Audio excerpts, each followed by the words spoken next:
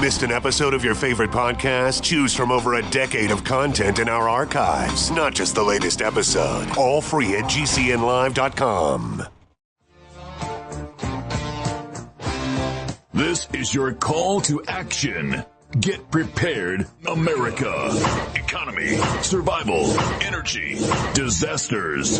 This is USAPrepares.com. Informative radio, educational radio. Interact now by emailing instructor@USAPrepares.com or text at 434-390-7953. Class, please take your seats. Now, your instructor, Vincent Finelli. Everyone all set? Cocked? Locked? Here we go. Your dial set correctly to USA Prepares. Thank you for being in class with us today. Today it's two engineers. Two engineers today. Cathy in Ohio is our domestic engineer. That's hour number one. We're going to share with you some tips, save you some money, and provide some thoughts on how to do some things the way we do them. And hour number two, Bert Bertonis in California. He's a Silicon Valley radio frequency engineer. He's a patent holder. I've known him since the 70s. And we're going to tell you what we know about UFOs. Really. And there was a broadcast with George Norrie on Coast to Coast talking about Ted Phillips. Ted Phillips is was a world-renowned UFO investigator. And he's passed away. And Bert and I went on a trek in Missouri with Ted Phillips. So we're going to tell you what we learned about UFOs and the Missouri UFO hotspot. Hour number two. Cathy's with us in Ohio. Welcome, Cathy. Good morning, Vince. How are you? I'm real well. I'd like to, if it's all right with you, I'd like to share very quickly the risks as published about going out, risk factors. And so with this new normal, if you want to call it that, there was a team at the Texas Medical Association. They looked into dozens of different daily activities, and you can judge your risks based on what they say the risks are. So there are 5 categories. There's a low risk, a low moderate risk, a moderate high risk, and a high risk. So the lowest level of risk of doing things. Now we'll teach you a little bit about statistics. So if you flip a coin, you know pretty darn for sure that it's going to land either heads or tails. Now, there's a likelihood that it's going to land on the edge, but that's really, really unlikely. It's going to flip over. And so it's going to be heads or tails. And if you flip that coin again, and I'm talking about a fair coin, like a penny or a dime or $50, okay? One that's not biased. So you flip it again, and it's going to land heads or tails. And you do it again, it's going to land heads or tails. But each event is separate, okay? But if you add them all up, would you say that the likelihood of always landing on heads or tails is, pretty high? No, you'd say it's like 50-50, which is the truth. Okay, so when you look at these risks, you can say, well, it's a very low risk. But if you do it 1,000 times, that increases your chance of it happening. Okay? Does that make sense? All right. So opening the mail is considered the lowest risk of these activities on the risk chart. That's the lowest. Opening the mail, getting a restaurant takeout. That's low risk, but it's more. And I'm going to give these to you in increasing order. So opening the mail, then getting a restaurant takeout, then filling your car up with gasoline or diesel, then playing tennis, then going camping. Those are the lowest risks in order. Then going a little higher on the risk scale, the lowest of the next category, the second category, would be food shopping. Then going for a walk, run, or a bike ride with others. Playing golf would be a little higher. Staying at a hotel for 2 nights would be higher. Sitting in a doctor's waiting room is higher. Going to the library or museum. Eating in a restaurant outside. Walking on a busy street. And spending an hour at a playground. That would be the second category of risks. The next, and we're talking about COVID, right? The next would be the middle group, which is the moderate risks. So in order of moderate risks is having dinner at someone else's house, attending a barbecue, going to the beach, browsing at a big shopping center, sending your children to school or nursery, working a week in an office building, swimming in a public pool, visiting an elderly relative or friend in their home. The next category would be moderately high. And in order, going to the hairdresser or barber, eating at a restaurant inside, attending a wedding or a funeral, traveling by plane, playing basketball, playing football, hugging or shaking hands when greeting a friend. And then the next level is the highest level. And this is in order as all of them. I've been giving them to you in order. Eating at a buffet, working out at a gym, going to an amusement park, going to the movies, attending a large music concert, going to a sports stadium, attending a religious service with 500 or more worshipers, and the highest is going to a bar. So I just want to share the risks of the COVID-19 conditions, situations, and that's in order. And that's on the Sun, the-sun.com. Cathy, you've got a lot for us today. What's on your list? Well, Vince, I have some observations that I made, did a little research on what I found is some shortages or things that are hard to get. Also, I have some ideas for in the kitchen to try to stretch some recipes to make the meal a little bit more inexpensive and things that you would typically have in your cupboard.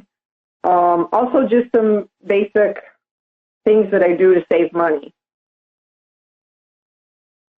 Things with canning. I've got some things, news about the canning lids and some availability in certain places, and maybe a little bit in dehydrating, and maybe touch on like some random like gardening things that you can do right now with what's in season.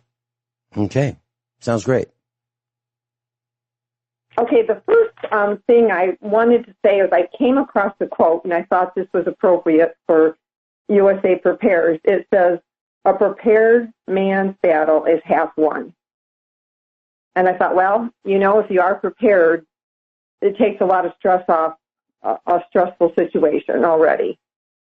So I thought that was a neat quote. I was just reading something, and that was in there, and I thought, well, I would just share it. And I agree with that. I absolutely agree with that. Because if you're not prepared, it's hard to even be half one. Absolutely. Yeah. I mean, if you need a generator, and there's no electricity and you don't have one, it's hard to even halfway win that battle. And if you don't have gasoline for that generator, it's even harder. Yep. I'm in total agreement with that. Vince, I have a few little tips that I always run out of time, and I thought if I could just throw them in there at the very beginning and kind of get them out so that I don't forget them. Is that okay? Absolutely. One of the things that you can do if you are going to use your dryer, you can throw a dry towel in with your clothes. Now, I have some that don't have like the terry cloth feel. They're just more like a linen type of a fabric if you're going to do things that you don't want the pilling on. But if you have a permanent press or you have towels or things like that, you can throw a couple dry towels in there, or small towels, and it will help. It will absorb some of the moisture, and it will help dry your clothing quicker. And you can also use those wool balls that you can find. They're white normally, and they look like a wool tennis ball. So you can throw those in there. I normally put 4 to 6 in mine if I use my dryer, if I'm not using my clothesline, but right now I'm not using it, but in the winter there's times where I do use it. The other thing is we don't really know what the supply is going to be, and if you do need glasses, it might be good, like especially if you need them for distance, to get a spare pair just in case you scratch yours, break a lens, lose them, whatever. So that's something that I need to do. That's on my list to do. I have my eye exam done, but I need to go and get glasses just because I want to make sure just in case I break mine or lose mine. That was a suggestion that I did have on that. The other thing is I don't normally buy prepackaged food, but I have a membership to Costco, and they have a lasagna dinner that it's their Kirkland brand, and it's actually very good.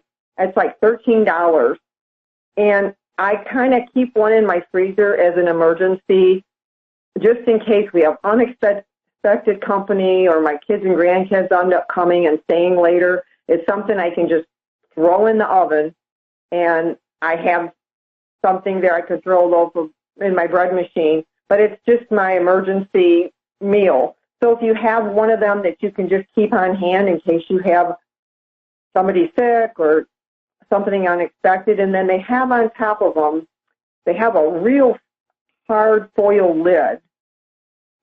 It crimps around. It's probably about a 9 by 13 pan, and I save those, and I put those anytime I'm baking something, whether it's like pork and beans or chicken or even like scalloped potatoes and ham. I put those on the top, and as long as you don't bend them, you can use those over and over and over, and they are much sturdier. So that's something that I have probably 4 or 5 of them just in my cupboard, and I wash them in soap and water and let them dry. So that was one thing that I wanted to kind of get in there before I got off on a couple other ideas that I had. One of the things I wanted to mention was about the canning lids and jars. What I found out was apparently the manufacturers are having trouble keeping up. They can't get the raw materials, and they have to sanitize everything. And so last I heard, the place that makes them in the United States, I believe it's Ball, still makes them. They're saying they may not be available till the end of late fall, early winter, before they can catch up. I've only found one store that had a package of the lids and bands, and I bought a couple more boxes. I haven't found any lids anywhere. I called, and I looked around. I did go out one day this week. I had to go for some to the drugstore, so I went to a couple at TSC just to kind of poke around and see if anybody had any, and nobody had any. The only one that I did find was I donated some things at a thrift store, and when I went in, they did have some brand new boxes of quarts and pints. I bought 2 of the pints, and they were like $7.50, and the quarts were $8, but I left the quarts because I have so many quarts that I wanted to leave them for somebody else if they did want to do canning. And I did find them at a farmer's market because I wanted to make sure I could get my canning tomatoes. And the jars for quart were $24 for a dozen, and they were $19 for a pint. They did have some there, but that's really expensive. It's almost not worth doing it unless you're going to throw your produce out. So that's what I'm finding. Some people are saying you can use those Tattler lids or the reusable ones. I've heard plus and minus on them. Some people love them, some people hate them, and I've never used them. I don't know if you've ever used them, Vince. No, I haven't. We've looked into it, and, they were getting more and more expensive in the good old days when they were, compared to now, inexpensive. Yeah. We'll be right back. I've got a couple quick comments on what you've said, explain why that technique with the towels worked. We'll be right back with Cathy in Ohio. Cathy's with us, and she's in Ohio. She's our domestic engineer here at USA Prepares.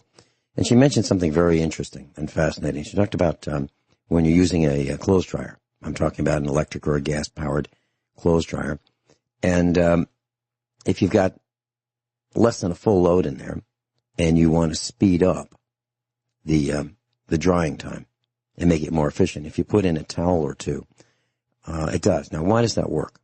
Well, because the towel absorbs moisture from the clothes, and it adds surface area for the circulating warm air to remove the moisture from the towel.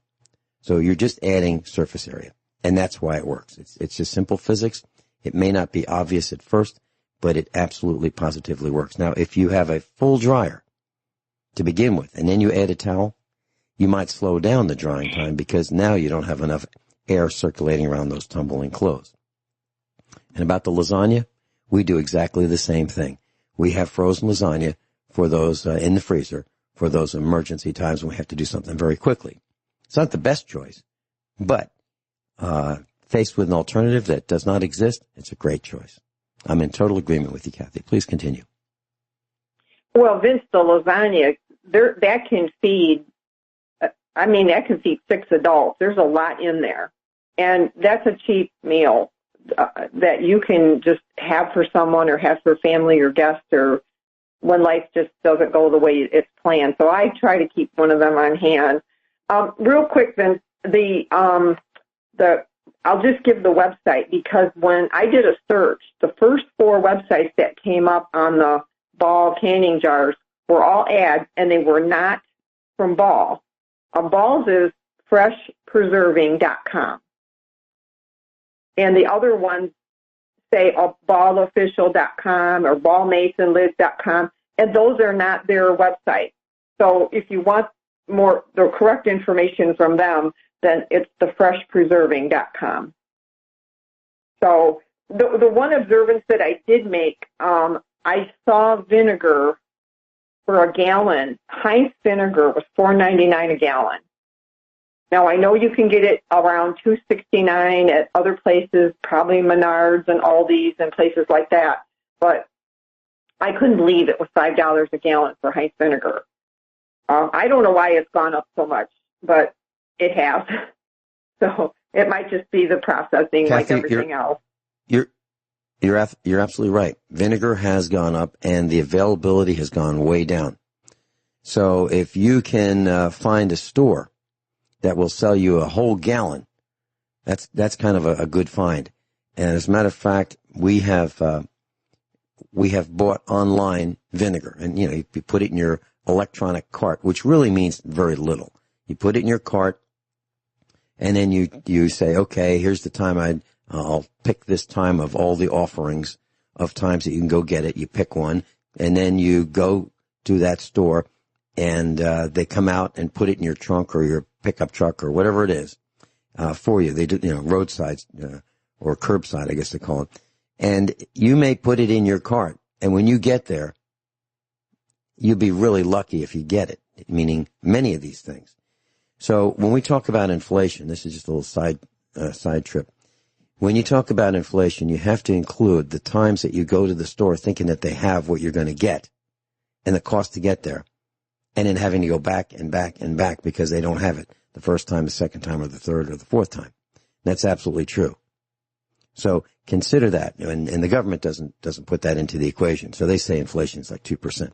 They've lost their minds. It's way higher than that. The inflation is climbing very quickly in food and everything else. And if you don't believe me, just go look at the price of movies.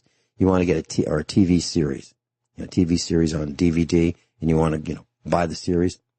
Some of them are $600 for a television series. Am I kidding? Absolutely not. So, some of them are only like $50, only $50, only $60, only $89, but they used to be $20. So, Cathy, you're absolutely right, and it's getting worse. It is not getting better, class. And that's why Cathy is sharing her wealth of knowledge on how to do these things with you. Cathy, please continue. Vince, there's a product, and I found it at the market. It's called Rodale Baker's Extract. And you can use it in substitute of vanilla extract. And it cost me $5.99 for the bottle as opposed to almost $30 for the vanilla extract now. There you go. That's the inflation that we're talking about, class. Vanilla, $30? Really? Domestic engineering today. Cathy's with us. Cathy, what's next? Okay, Vince, I wanted to talk about things for cheaper meals or making some of your food stretch. I cook potatoes. I use whatever potatoes I have, baking potatoes or the yellow, whatever. And what I do is I wash them real good with a little scrub brush, and I rinse them and I dry them with an old towel. And then I'll take olive oil. I rub the olive oil all around them. I take margarita salt, but you could use kosher salt. But a friend of mine worked at a restaurant, and that's how they did it. So this is how I do it. But I take margarita salt, and I take it and rub it in real good on that potato. And then I'll do like a dozen at a time, maybe more. It depends on how many people are eating. And I'll put a clean nail. I had my husband go to the hardware and get just clean nails, and I push it all the way in the potato, and then I'll bake it at 450 in my convection oven for around 45, 50 minutes. And what I do then is whatever we're going to use, like if we're going to have baked potatoes for dinner, I'll let those potatoes cool, take the nail out, wash the nails and dry them and save them for the next time. And then I put those in the refrigerator, and you can do so much with those. You can fry them. You can add them, like if you wanted to make like something with hash browns or just like home fries, and you can use them throughout the week. But the other thing you can do to make a meal stretch is you can take those potatoes and you can cut them in half, heat them up, cut them in half. And like, let's say you have a little bit of chili. Maybe you only have 2 or 3 cups of chili left. You can cut those potatoes in half and just pour your chili right on the top, or like a thick stew or a thick soup or something. And it's really a good meal. You could even saute some onions on it and then, pour your chili over the top. But I keep some in the refrigerator all the time. And if you need a quick lunch, you can just warm them up and fry them up with some mushroom and onion or green pepper or whatever and add them to your lunch or your dinner. And so I do that. And I just wanted to say it's good to have them on hand in case you need an emergency meal. Like, what am I going to make? If you have something quick, you have your potatoes already done, and then you're not heating up your oven all the time. The other thing you can do is you can put, like if you do a big pot of beans in your crock pot, you can soak them for an hour, like bring it to a boil, soak them, or you can soak them overnight and drain them. And then you can do a pot of beans, and then you can do the same thing with those. You can kind of mash them down if you wanted to put them on your potato, and you could add like whatever seasoning, chili, cumin, whatever seasoning you wanted, and that makes a filling meal, and it kind of stretches it too if you don't forget to defrost your meat or you're running low. So those are some things that I do with the potatoes, and I'm sure I'm forgetting some things, but I do use them for so many different things. Right now, I have a lot of basil, so I'm making pesto, and I have a real simple recipe. I just clip the tops of them off. Just keep them nice and bushy. So I'll go around, and on each end, I clip them down about 2 inches. And if you have 3 cups of basil, strip the stems off. You just want the leaves. A half a cup of olive oil, and between a half and maybe 2/3 teaspoon of salt, and put it in your food processor and chop it all up. Get it real good, and drizzle your olive oil while you're chopping it. And then you can always add a little more if you need it. And then when you're all done, you can add a half a cup of, like, I like to use the Parmesan cheese that's not in the jar. You can use it, but I like the little slivers of it that you can buy in like a cottage cheese type container. And then just pulse it a couple times. And it'll keep about 4 or 5 days in the refrigerator, but I put them in little Tupperware containers, and I cover them with a little olive oil, and that's an excellent way to use your basil if you're not going to dry it. But I have so much right now that I can't even dry anymore, so I'm just making a lot of pesto. And then I was going to talk about using breadcrumbs or oatmeal if you have meatloaf. You can add a half a cup of breadcrumbs or oatmeal, and that's for about, I would say, for like 2.5 pounds if you're going to make a pretty good sized meatloaf. But you can use the oatmeal in a lot of other things. There is a recipe that I do have for that where I haven't done it like this. I have done it differently, but this one kind of makes a lot of sense. You can take about 2 to 2.25 pounds of ground beef, about a half for each half pound of ground beef. You can add a little oatmeal, like about a 1/4 cup, and then you can chop onion, and then you can brown it up all together. You have to stir it a lot, but the oatmeal will absorb the fat. But even if you don't want to add a whole lot, you could even add a half a cup to a cup to the whole thing. and then you can brown it all up, let it cool, and freeze it. And you've just increased your ground beef. You're going from like maybe 2 to 2.5 pounds to maybe like 3 pounds. So you don't really notice it, and you don't really taste it. So that's another way that you can stretch your meat when you're making like loaf type things like a meatloaf. I do have some good recipes for soups. That's another thing that if you can stretch. I have one called unstuffed pepper soup that is really good, and you use a 1.5 pounds of ground beef, and it tastes like stuffed peppers if you like stuffed peppers, and it would take me too long to read the whole recipe, so I'm sure if you do a search, but it really is good, and you can use up all your green peppers right now. It takes 3 large peppers, and you're using a 1.5 pounds ground beef. And that's one of them things you can put it together, put it in the crock pot, and let it go all day. And then it freezes really well, too. But it uses the same thing. It uses, like, tomatoes, cooked rice, peppers, ground beef, and your salt and your seasonings, onions. Kind of like the same thing, but you're just making it's almost like a soup or a chowder. So you can use stuffed peppers right now from the garden. If you've got a lot of peppers, I do that, or I freeze them. I just take them and chop them up. I freeze them in 1 quart bags. I put them in the food processor and just pulse them a couple times, and I lay them flat, and then I mark them on the date, and then I have peppers all through the winter, so I never have to buy them when I'm making my spaghettis or chilies or minestrones or things like that. So did I go too fast? Did I lose you? I hope not. No. What you said is absolutely correct. And I just want to put an exclamation point on what you said, Cathy. So when I was in high school, I had an after-school job at a sub shop.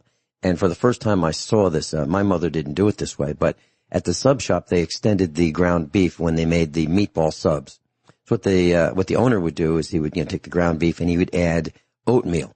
Now we're talking about the regular, you don't have to buy Quaker oats, but not the instant type, but the regular traditional, slower cooking Quaker oats, rolled oats, and an egg, and the ground beef, and more Quaker oats than you would think. And what happens is believe it or not, it makes a really tasty meatball. And what we do here at the house is we make them that way, and then we put them on a pan with an edge, like one of those rectangular pans, put it in the oven, whether it be the gas propane oven, the standard oven that we have in the kitchen, or the turbo oven. Then when they're fully cooked, into the crock pot they go with the sauce. So they get cooked without any sauce. And then we put the, pasta sauce in the crock pot. And one quick thing, you mentioned crock pots. I believe that there is no more efficient way as we go down this drain in society to cook in terms of energy than using a crock pot. It uses very little energy. And the one that I like is made by Rival, R-I-V-A-L. They're out of business. So if you buy one, it's going to be 30 or 40 years old, probably. They have a 3.5 quart crock pot. It's model 3100, and it does not have a removable crock. So it's, difficult to wash it, but it really lasts a long time. It's quite efficient. It works really, really well. So if you take care of it, it should last a lifetime. Any comments they used to be $5 to $15 at the junk stores. Nobody wanted them. Now they're $50. Any comments, Cathy? Vince, I have been so fortunate. I go to the rural thrift shop out here, and they have them there for $2 or $3. And I bought one. I have 4 crock pots now, and I think I bought it for $2 or $3. But they have all the older stuff because I think it's the older people that are either moving or downsizing or donating. But I'm finding like the old toaster ovens, and a lot of the stuff is made in America. It's by Rival and Toastmaster. I even saw a bread machine there the other day for $8. It was the Well-Built. But I find that going to a more remote thrift shop, I agree, Vince, but you can't find them in the city. And when I was at the store last week, I kind of wanted to look to see what was available so that I could see and tell what, for today's class, there's a lot of areas that are still just bare. There's just stuff not there, or it's very little. And so I'm thinking like next time I go, if I go, I remember when this thing first started, I was trying to stock up on soap and everything, and there was a couple that they were at Menards, and they had a cart full of their vinegar. Literally the whole cart. They couldn't get any more on it. So I don't know if they were using it for something or whether they felt like they used a lot of vinegar and they were preppers. I'm not sure, but they probably had 15 or 20 gallons in that cart. Well, I can tell you this. You can't get 15 or 20 gallons anymore. No. I don't care where you go. No, you're lucky if there's 2 or 3 gallons there now. Right. And if you get one of them, they want to know, what are you going to do with all that vinegar? Yeah. And if you're canning, you're going to use it really quickly. Really quickly. Well, Vince, I had a neighbor come over. I had dill reseed itself in my garden, and I was the only one who had dill in this whole area. And I let them come over and pick to their heart's content because I just couldn't use it all. Even the farmers, something happened with the crop this year that nobody could find dill. And I had 4 different people come over several times and ask me if they could pick my dill because they were making pickles and things. And I said, absolutely, I would love to share it. But it's just one of them random things that for some reason mine seeded itself. And it was just, I had like a 6-foot patch of dill. And I just wanted to give it to somebody who could use it because I couldn't use all that. Yeah, so talking about gardening, we had virtually no peppers this year, only bell peppers. None of the hot peppers grew, not one. None of the Italians, none of the habaneros, none of them. Yeah, just the bell peppers. That's all that grew. And you're right. Sometimes this happens, and I don't know why. But we planted a whole bunch of plants, and the plants grew, but no peppers on them, except for the bell peppers. Cathy and I will be right back. Cathy, I really appreciate you sharing your wealth of knowledge on how to save money, because not only saving money, but when you can't get these things, you're going to have to know how to do them, how to extend what you have. If you have been reading between the lines, I believe Cathy was suggesting to you that you cook in bulk, more than you would typically cook for one meal. And she mentioned that with potatoes. And the idea is you cook it once, and then you have leftovers, if you want to call them that, for tomorrow and the next day and the next day. That's the plan. So you save energy when you cook in bulk rather than cooking small batches. You cook in one larger batch. You do that with meatballs. You do that with pasta. And pasta will keep for almost a week in the refrigerator if you keep it drained. Cathy, back to you.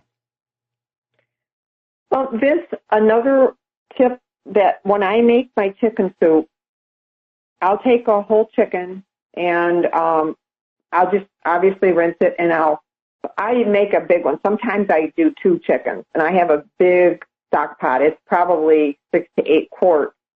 But I cook the chicken, and what I found to make my broth a little bit tastier is I save like the ends of the celery and the leaves and the ends of the carrot, and maybe like when you're peeling an onion, you can save the skin, especially if it's a light color onion. I wouldn't do it if it's a red onion or a dark onion, but the white onions, I'll save those. And I'll take and put all that in the chicken when I'm cooking it, and I use like the peppercorns and the salt. And what it does, and I'll even throw, if I don't have enough, I'll throw in a few carrots and a couple stalks of celery, and it really brings a lot more flavor into your soup. Then when I take it out and I drain the chicken and all the vegetables, I'll typically give those to my dog with her meal because they're kind of soggy and everything. I let them cook quite a bit with the chicken soup, except for the onions. You're not supposed to give onions to the dog.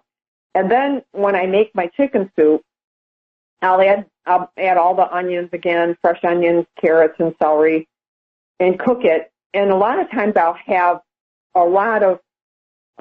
some left over. So what I'll do is I'll take maybe 1 or 2 cups of the broth and a cup of the chicken, and I'll put it in another container, and I'll save that for chicken a la king, or I'll save it for chicken fried rice, or like a pot pie.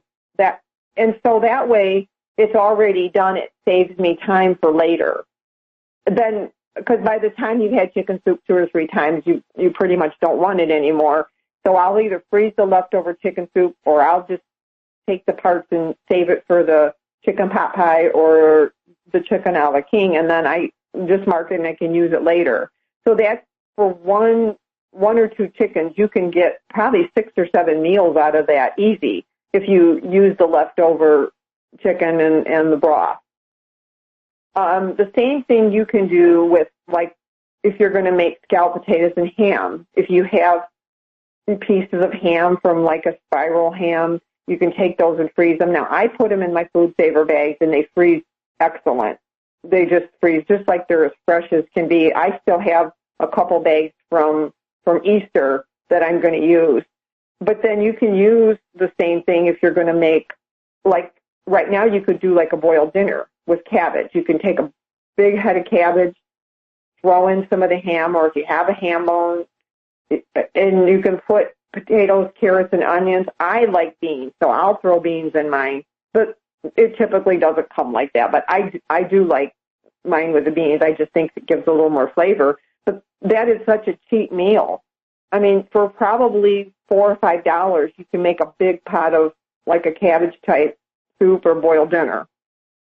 And bean soup is the same thing. If you like bean soup, you can use pinto beans or kidney beans or your great northern beans and make it whatever kind of bean soup that you like and season it however. But I'll even take beans and heat them up for lunch and just heat them up with different seasonings, with onions and whatever seasoning I like. I think it's healthy and it's filling. So I think if you can look at your things that you can make in a big pot or crock pot, and freeze, most of the stuff that I'm mentioning freezes really well. Everything I've mentioned so far freezes well. So it's nice to have it when you just don't have time to cook, or you don't have time to go shopping. So it's nice to have that. The other thing is, if you're going to make bacon, save all your bacon grease. You can use it for flavor. If you're making baked beans, you can use it to grease pans if you need to do that. And if you're making like a cabbage, cooked cabbage, you can put bacon grease in there, like a sweet and sour or sauerkraut. You can use that flavor in there. So I always have a couple jars of the bacon grease in there, and that might be something if you can't get to the store, you can't get shortening, at least you could have bacon grease for that flavor. Cathy, where and how do you store your bacon grease? Because we save it all. What do you do with it once you pour it into that jar that has a good seal? I just put a lid on it, Vince, and I tighten it up, and I mark bacon grease on it, and it keeps for as long as I can use it. Okay, so it does not have to go in the refrigerator. Is that what you're saying? Well, I keep it in there, but I heard you don't have to, but I do just to be safe. Okay.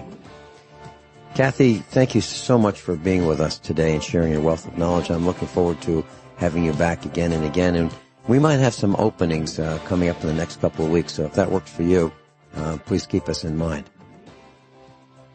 Okay. Thank you, Vince. Cathy, thank you so much. Bert's coming up. We're going to talk about UFOs, what we know about them. Everyone all set? Cocked, locked. Hour number 2 of USA Prepares. I'm broadcasting with my dear friend Bert Bertonis this hour. I've known Bert for just under 50 years. Just under 50 years. He's on the West Coast. He is in Silicon Valley. He is a radio frequency engineer. He's a patent holder. He's a brilliant designer.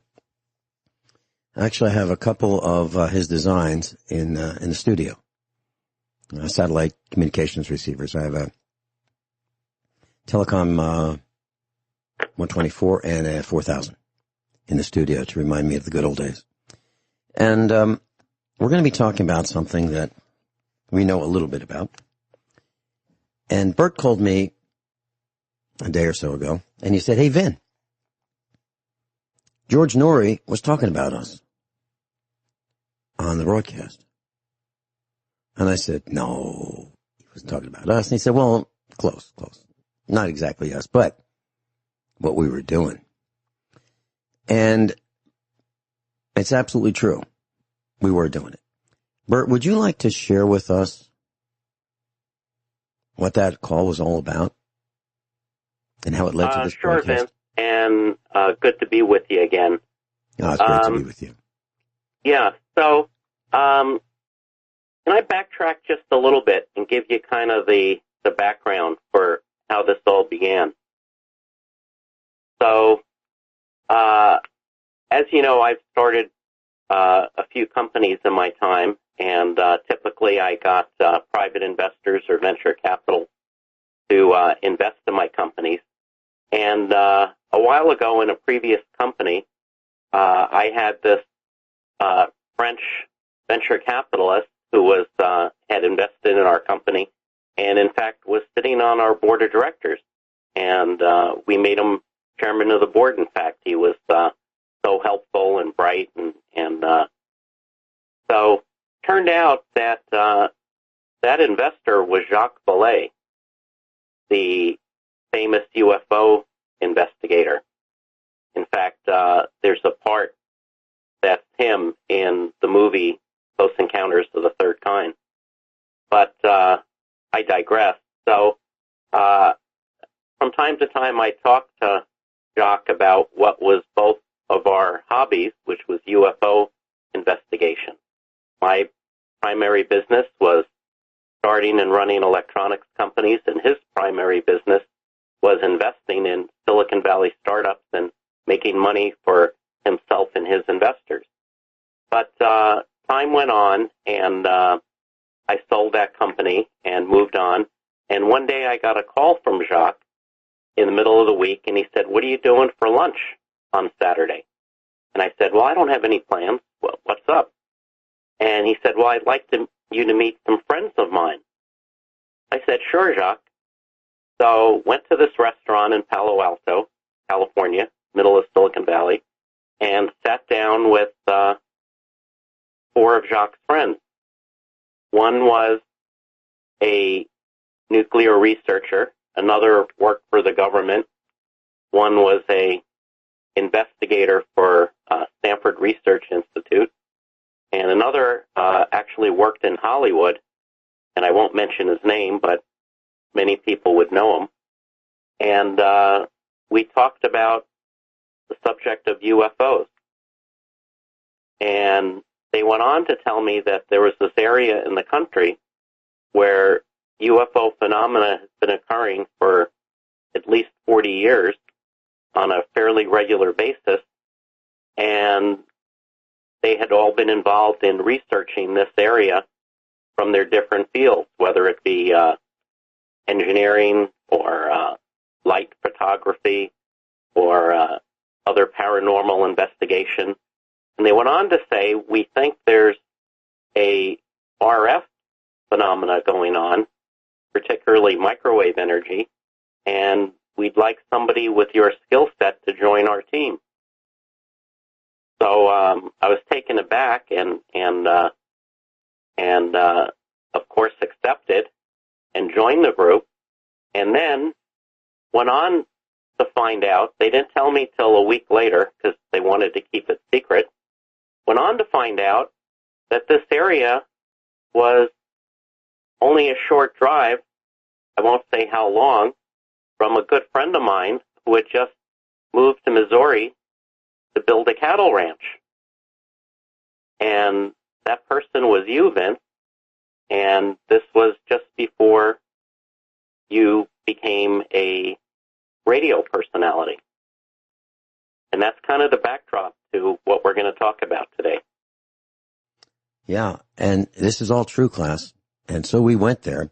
Bert, would you release the name of this location, what it's referred to as, but it's not on the map? This is No, go ahead. It's not on the map.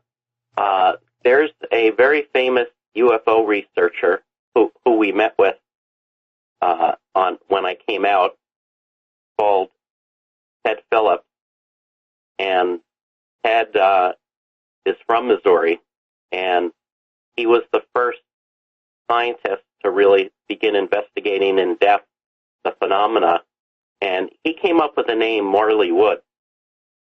And we're not going to say where it is because the ranchers who live there would like to keep it private, and we respect that privacy. But the name had no meaning other than Ted came up with it just to identify that particular part of Missouri. Right, class. So it's called Marley Woods in UFO research terms. Marley Woods. It's not on the map. Now, it may seem like we're making this up because we're not going to tell you exactly where it is. But here's why. Believe it or not, I related this story to Bert. It was unknown to him that Mrs. Finelli and I traveled Missouri, and we identified a couple locations that we really, really liked. And we were willing to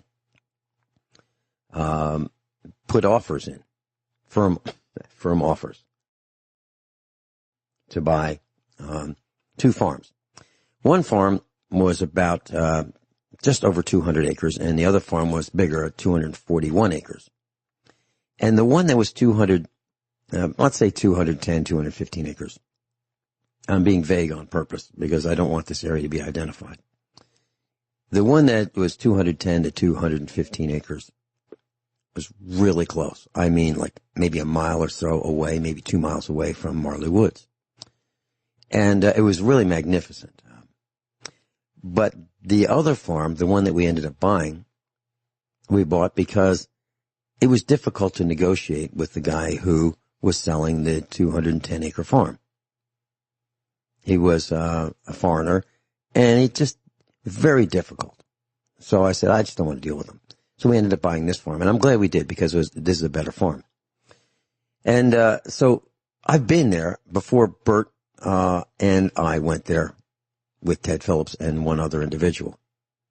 And the reason that we don't want to talk about exactly where it is we were taken into confidence by several individuals who live there. A very prominent business person that pretty much everybody in the area would know at that time. I don't know if he's still alive or not, but very, very prominent individual. And they were very concerned about people just showing up to look and gawk. And, these are farmers, and they just want to do their thing. They don't want to be interrupted and plagued with people, leaning on the fence and hopping the fence and, that kind of thing. They just want their privacy, just the way we do here at our farm. So that's why we're not going to mention where. But we were shown the who, what, when, where, and why of this area, Marley Woods. So, Bert, please continue. So we planned a trip to meet up with Ted and investigate and look further into this and to meet with the ranch owners and the people that live there. And I got to tell you, it was one of the most fascinating expeditions of my life. One of the ranchers in particular had actually constructed a guest house for the scientific community. I believe that home is still there. It's a small cottage, basically, filled up with UFO memorabilia. And that's so researchers can go and stay overnight there because a lot of the phenomena does happen at night. Turns out I didn't have to stay there because I had your place to stay at. So thanks again for the hospitality. So we basically spent the time interviewing the different people at the ranches, and I think we can tell some of the stories. They're some just completely fascinating. The one thing I think was in common is these people weren't making up these stories. You can tell when somebody's telling the truth and has concerns, and really they just want answers to why this has been going on. Why? Why is this happening to this area? And, that's why they invited the scientists in to try and find the answers. And we can go into some of the particular stories, but I think in general, I think we would say that these are people who are basically salt of the earth, farmers, ranchers, people that have lived there for generations, And they don't want the publicity. In fact, they're not making up stories like this because they want to be in a magazine. It's quite the contrary. They just want to know answers to why this has been happening to their community and, what does it mean? Yeah, and they have nothing to sell, class. So it's not like this is a tourist, they want to make this a tourist attraction. They want to do the exact opposite. They don't want people to know about it. They really don't. So, Bert, why don't we talk about what the phenomenon is? Let me try to explain this. So, class, I'm sure you've had a flashlight out at night. Now, imagine a flashlight that you could focus the beam. So the new LED flashlights have a feature where you can push or pull the slide, and you can change the reflector so that it goes to a wide flood area or a narrow beam. So let's take that flashlight and make it a narrow beam. And then at night, let's assume that we could create a ball of light at the end of the beam of that flashlight. And let's say 500 feet away, 1,000 feet away, or so. And you hold this flashlight in your hand, and you just move it around. And that beam of light can go up, down, left, right, at fantastic speeds. Okay, because the speed is multiplied by the distance. Okay, and so a 1 degree movement of your hand is a large distance at the end of that 1,000 feet or so. So that is what this phenomenon is. Balls of light that track each other like they would if they were at a ball of light at the end of a flashlight. Not a beam of light. There is no beam, but at the end of the beam, there would be a ball replacing the beam. And these things go really fast. They come in toward you. They zip past you. They go out, and they travel, and they seem to be friendly to each other. We'll be right back. We're doing something that Bert and I had talked about that we probably wouldn't talk about. Years ago we said this probably isn't a good thing. We'll lose credibility if we talk about this. But we decided that we would yesterday. And so here we are. We were going to talk about something else, but here we are. We're talking about firsthand experience with the people who witnessed this unexplained phenomenon in Missouri, in a remote area of Missouri, in farmland in Missouri, known only to a select few as Marley Woods. And, Bert, did I describe the phenomenon the way you remember it? Yes, Vince. So let me say that, when people think of UFO phenomena, typically we get images of flying saucers and, beings walking around, and, that's kind of the storyline most of the time. At Marley Woods, it's different. It's something different. These are primarily light orbs, like you described, orange-yellow, about the size of a basketball, that are moving around, doing something. We don't know what they're doing, but I think we can be pretty sure they're intelligently guided because of the stories we heard. They just weren't floating around randomly, although sometimes it seemed that way. They would come up to people. For instance, we heard one story of a lady who just was angry that her family has been, bothered by these orbs over the years. And one afternoon she came out and started yelling at them. And her daughter was with her. And she goes, "Why do you keep coming up to our farm?" And the light orbs came right up to her, sort of like, who is this person yelling at us? What is it saying? And kind of hovered in front of her and listened to her yelling for a while and then zoomed off. So obviously some type of intelligence guidance. Did they hurt anybody? Well, I haven't heard any stories, I don't think you have either, of them hurting any people, but they certainly terrified people. And but they have hurt property, and we can tell some of the stories of what they, kind of pranks, almost like pranks you would do in college, like move somebody's truck that was, a disabled old hulk of a pickup truck sitting in somebody's yard and move it 50 yards into, smash it into a garage door. Why? Why would that happen? We don't know. Things like that. Bert, I remember a story where, part of this, where someone pulled a shotgun on one of these. One of these boards. Let me that story, because when I came to visit you on this trip and go to Marley Woods, one of the things, and it was my first time spending any time in Missouri, I noticed everybody had guns. Not in a threatening way, but people just go about their business, usually wearing handguns, and I know you do, and a lot of the people in that part of Missouri do. And so I asked Ted, I said, Ted, with everybody having guns, did anybody take a shot at one of these things?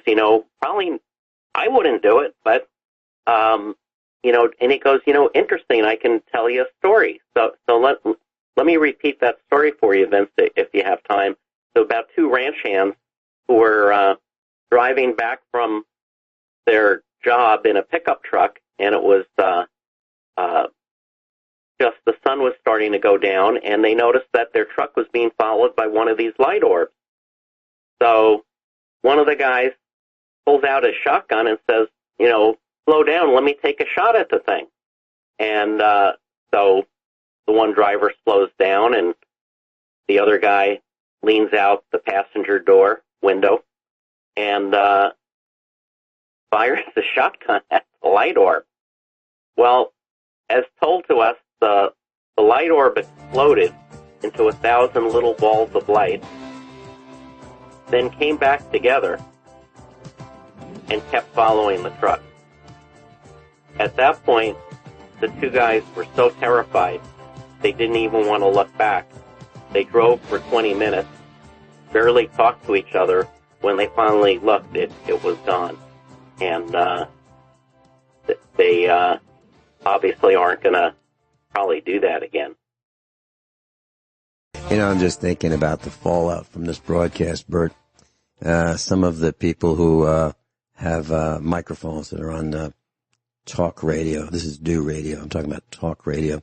They're probably saying, yeah, Finelli's really lost his mind this time, and his buddy Bert, two of them, they're conjuring this up. We are not.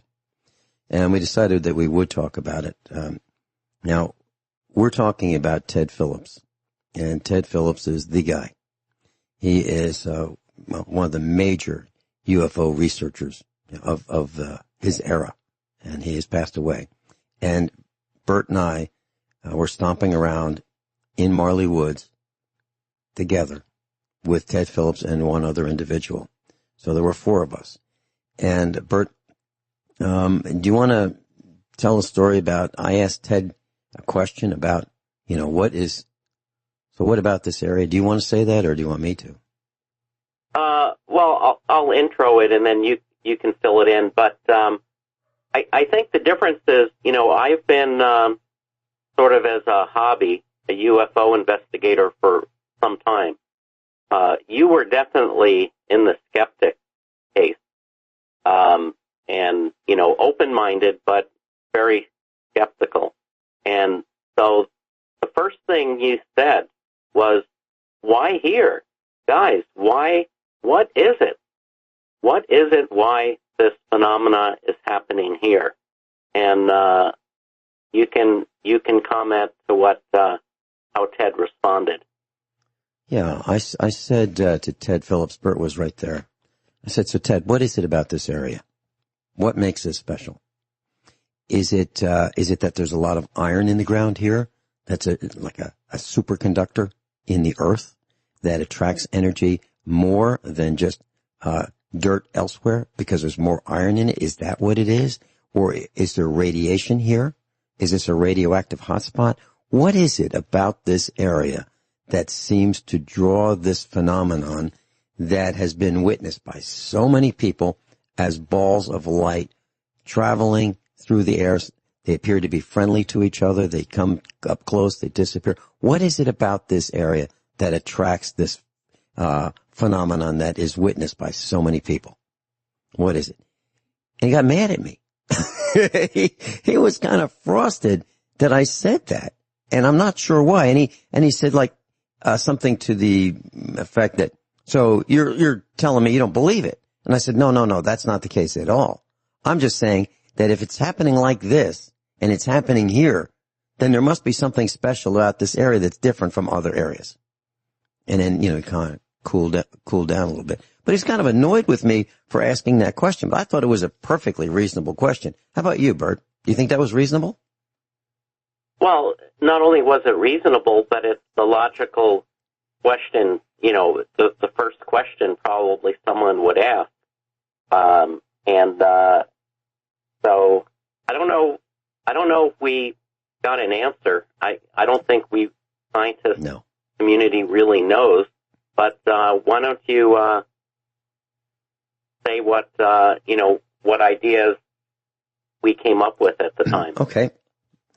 So class, Bert Bertonis is almost a lifelong radio enthusiast. He probably didn't start until maybe 7 years old. But around then he started working with electronics, and he's been doing it ever since. He's a patent holder, he's a researcher, he's a designer. He's the guy that when big companies get into trouble, they can't figure it out, they call him. They call him to figure out the things that their engineers can't figure out. That's who Bert is. Well, Bert, in the course of his engineering pursuits and passions, he works with things he can't see. Frankly, if you want to, look down on an integrated circuit, you can't really see the electrons moving around. You can measure them. You can measure what they do. You can watch what they do. You can track what they do, but you really can't see them. So he's used to working with things he can't see all the time. So his job in this little adventure was to figure out what this is. What's going on here? And so the next visit was going to be bringing some survey equipment. I'm talking about equipment to measure different frequencies, because there seemed to be some kind of cooperation between these balls of light that are traveling together. And it was friendly. These things, as we were told, they're very friendly, and they seem to work together in harmony. And they fly together. They turn left, right, up, down together. Sometimes they, separate a little bit, but they catch up with each other, that kind of a thing. And so the question that Bert had was, how are they communicating? And then I kind of said, hey, Bert, why do you think, and I wasn't being flip. I was asking the question as, I've been trained in science. I've been trained in biology. Bert and I have been trained in biology, chemistry, physics, electronics. We've been trained in some of the hard sciences. Well, my question is, Bert, so why do you think they communicate? What about if they just know? One of the thoughts that Bert had was these balls of light were scouts traveling around and reporting back, to, we'll call it the mothership or the headquarters.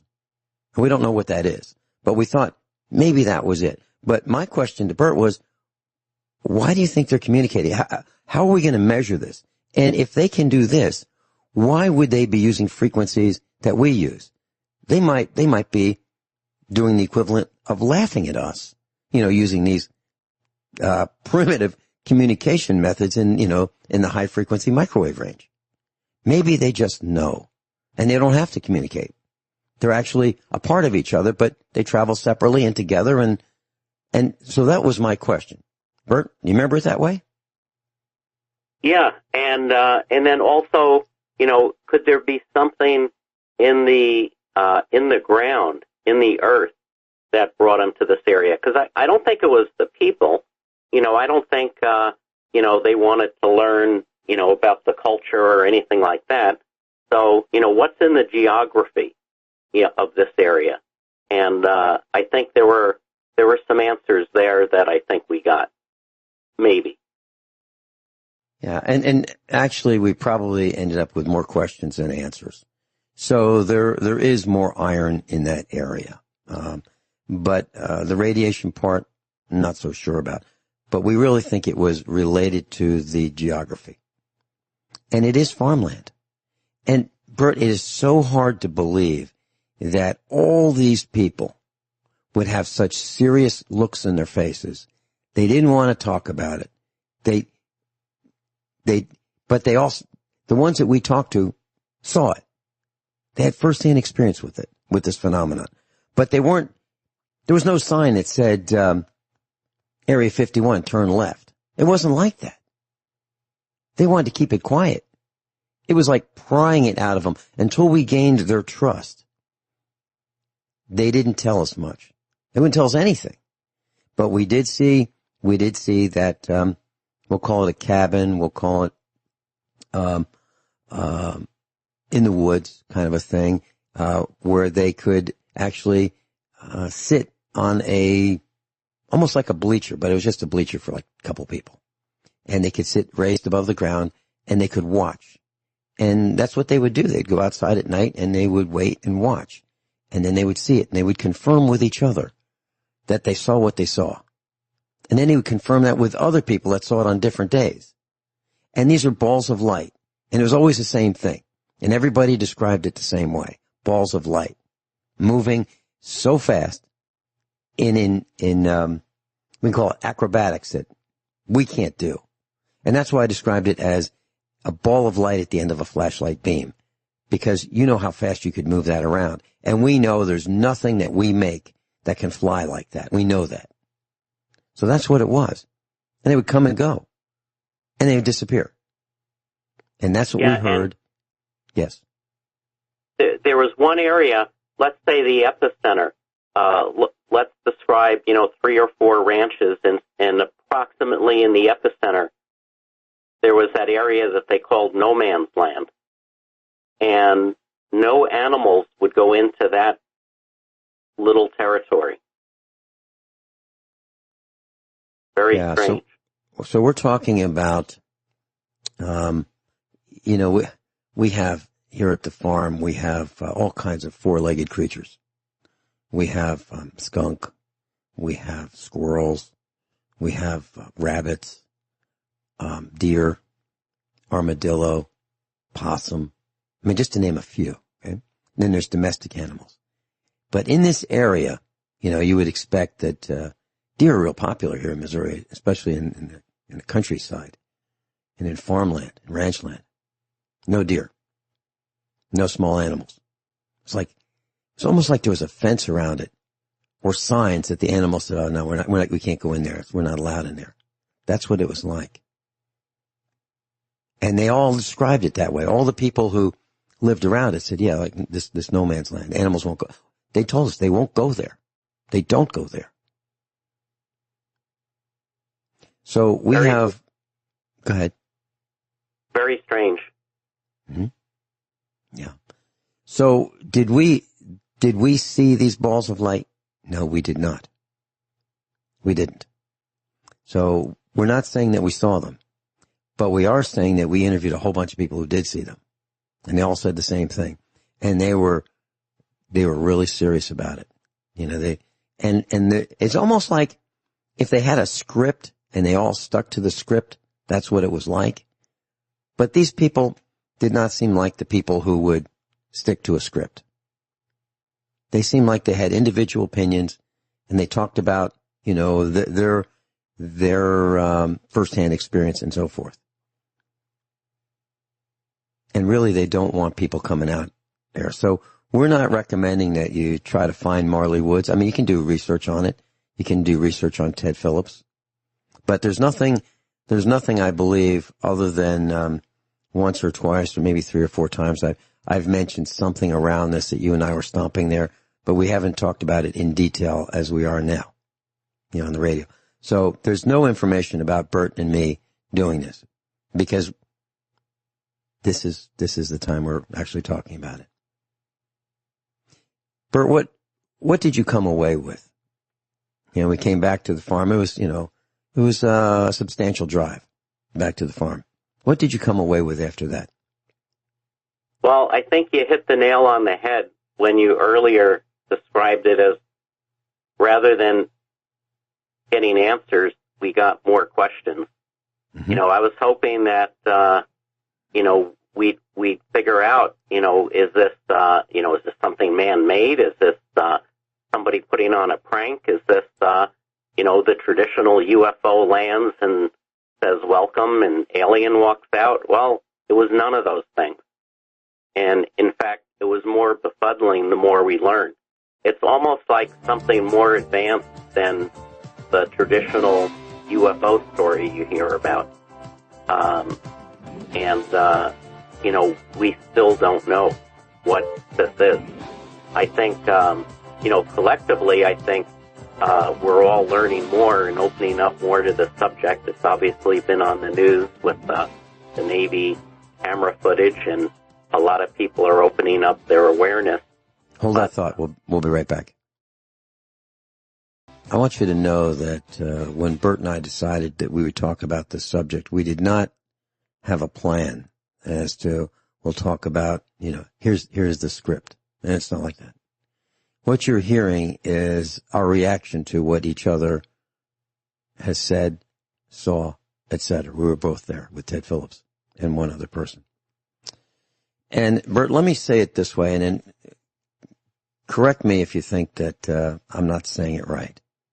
But I believe that what you and I learned, that this phenomenon is not a solid object, but more likely particles of light that have attraction to each other that take the form of a sphere.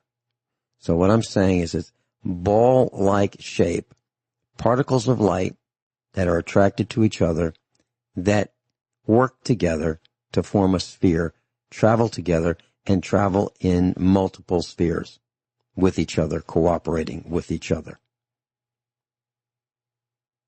Yes. Okay. Some sort of light energy. Mm-hmm. Yeah. And the reason I said particles rather than wavelengths of light is because it's more easily imagined in the mind's eye, particles sticking together rather than wavelengths sticking together. That's why I said it that way. So Bert, we haven't talked about this either, but on your next visit to Missouri, would you want to go visit Marley Woods again, and two of us go out there? And if so, what equipment would you bring, if any? And what would you want to learn from that equipment? What would you want to measure if you wanted to? What would that be? What would our next visit be? Well, I think on the next visit we're going to be bringing some electronic test equipment, in particular spectrum analyzer, to see in as broad a frequency range as possible to see what we can measure and try and get an idea of what type of frequency spectrum might be coming out. And probably spend a little more time so we can maybe be there during the night hours when it seems to be more prevalent, or might not be that it's more prevalent, just more easily visible at night. So we can do that as well. And I also mentioned that for anybody that wants to see this, it's not really hard to find videos. Just Google Marley Woods light balls, and there's plenty of photographs and live video of this phenomena. So it's not, it's not hard for someone to go look at it right now. Okay, so Bert, if you brought a spectrum analyzer, would you consider bringing a directional antenna or omnidirectional or both? Would you want to point the antenna to see what else is out there? Maybe there is a home base, central office. Well, I'll bring both, but keep in mind we want to do a very broad frequency sweep, and directional antennas usually are only directional for a very narrow, relatively speaking, frequency range.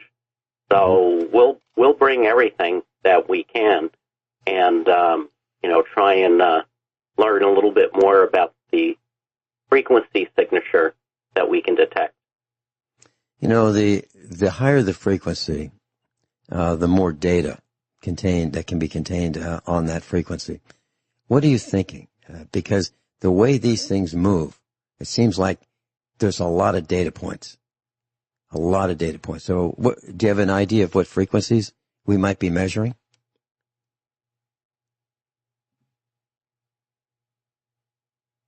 Bert, did I lose you?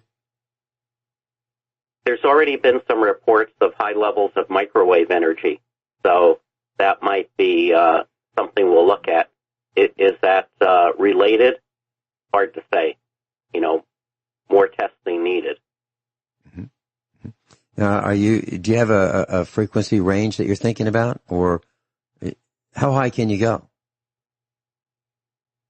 Well, my lab's limited to the microwave region, but obviously there's a lot more to discover in the light range. And in fact, when we were talking about 5G and 6G, we mentioned that area in between microwaves and light, which is a very unexplored area so far.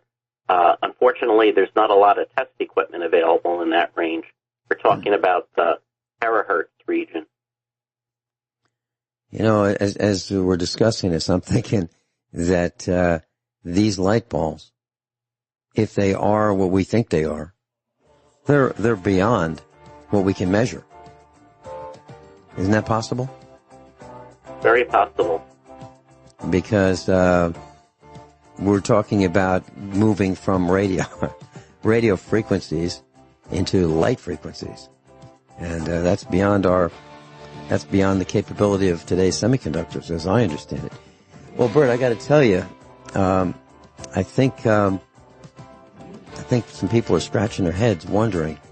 And as Carl Sagan told us at the university, it'd be very strange, it'd be very unusual if we were alone. It'd be very unusual for the universe to be this big and us be it. Bert, thanks so much for sharing your time with us and your expertise. Thanks, Vince.